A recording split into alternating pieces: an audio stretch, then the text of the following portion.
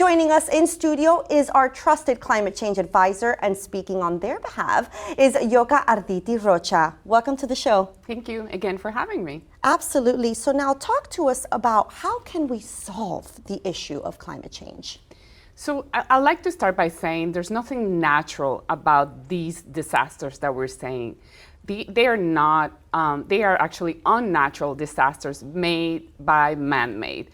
We are altering our planet's atmosphere. And so our man-made pollution is what's making these events exacerbated in many ways. More destructive, they are intensifying, they're becoming more frequent.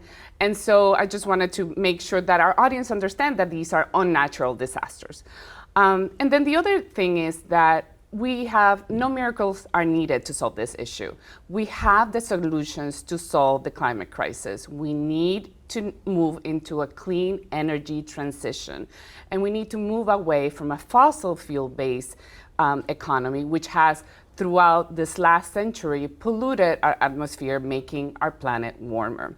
So clean, renewable energy transition is better for creating jobs, is better for our health, it's better for our planet, and we have abundant, always renewable resources. Fossil fuels are polluting our resources and continue to warm our planet. So that's number one.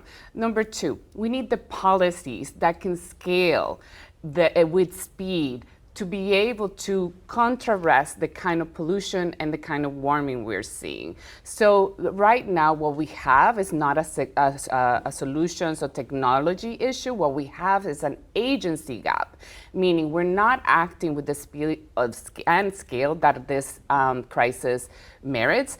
And so what we're hoping and what we're promoting at the CLEO Institute are those kind of bold policies that we need to get us faster into that clean energy technology transition. And what has Florida done so far, and how is the CLEO Institute assisting in solving climate change?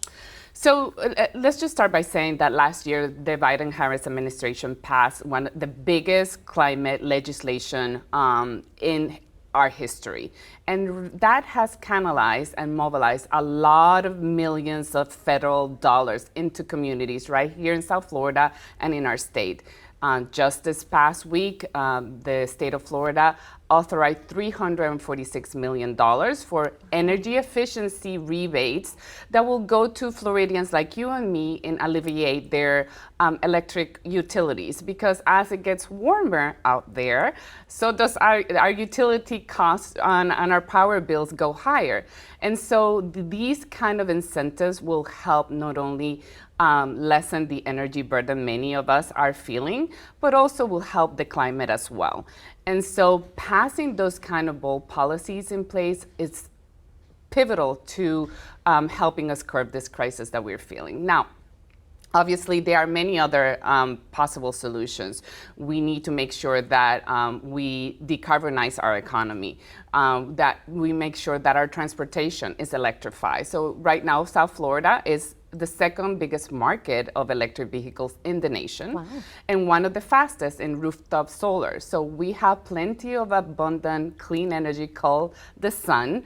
We are the Sunshine State after all. That's right. And capitalizing on that can give us the energy freedom that we as a state need, instead of importing gas, fossil fuel gas out of state that is costing Floridians so much money. So again, no miracles needed. The solutions are there. We just need to call and demand for the robust policies that we need to put in place at the local state level. Yoka, thank you so much for all the vital information that you shared with us today. Where can we go for more information, and if somebody wants to get involved? They can go to cleoinstitute.org/get-involved. Excellent. Well, thank you for joining us on Inside South Florida and sharing all this important information on climate change. Thank you.